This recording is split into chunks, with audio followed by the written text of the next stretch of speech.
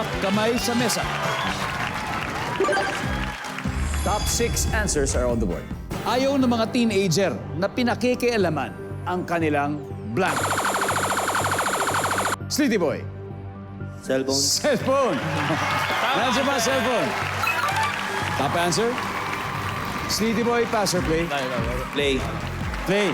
Martin, balik muna. Let's go. Play this round. Penny? Ayaw ng mga teenager na pinakikialaman ang kanilang blank. Kwarto. Bakit kaya? Ano kaya laman ng kwarto? Natutulog. Natutulog kasi pagod sa training, di ba? Kwarto. Anton? Ayaw ng mga teenager na pinakikialaman ang kanilang blank. Computer games. Computer games. Nandiyan ba yung survey? Wala. Game callers? Hadel. John, makuha natin to. Ayaw ng mga teenager na pinakikialaman ang kanilang Mga gamit or damit. gamit o damit. Nandiyan pa, gamit o damit? Pwede. Sleety Boy, ayaw ng teenager na pinakikialaman ang kanilang Love life. Love life, siyempre.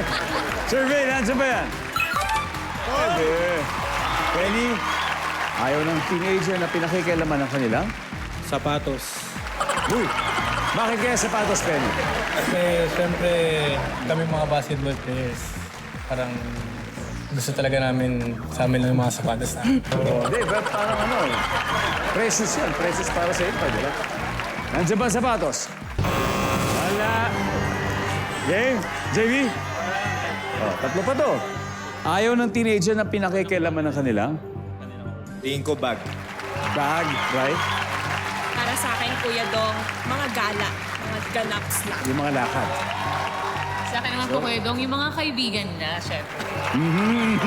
Martin, final answer, ayaw ng teenager na pinakikialaman ang kanilang blank. Hirap naman. Pero tingin ko, doon ako sa sagot ni JV. Bag. Bag. Ang pinakaigalangan yung bag. Sino mga kasi nakikialam ng bag kundi security guard eh? Yun lang naman eh, di ba? Wala nang iba. Ang sabi nila ay bag, pero ang sabi na ating survey ay...